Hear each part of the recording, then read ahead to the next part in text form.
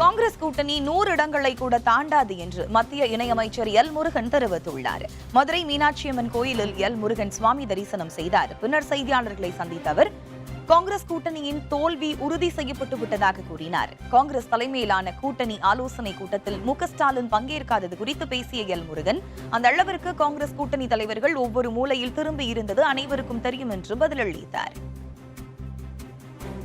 இந்திய கூட்டணியினுடைய தோல்வியானது உறுதி செய்யப்பட்ட ஒன்று. இந்திய கூட்டணியினுடைய தோல்வி நிச்சயிக்கப்பட்ட ஒன்று.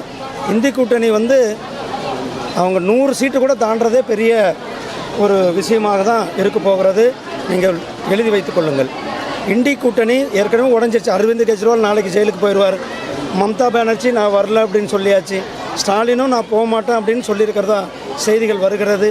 அதனால் இந்திய கொட்டணியே ஒரு இல்லாத ஒரு கூட்டணியாக தான் நம்ம அவங்க தேர்தல் நேரத்தில் பார்த்தோம். எந்த அளவுக்கு அவர்கள் ஆளுக்கு ஒரு மூலையில் திரும்பி கொண்டிருந்ததை நாம் பார்த்தோம். இந்திய கூட்டணியால் இந்த நாட்டிற்கு எந்த ஒரு பிரயோஜனமும் இருக்க போவதில்லை.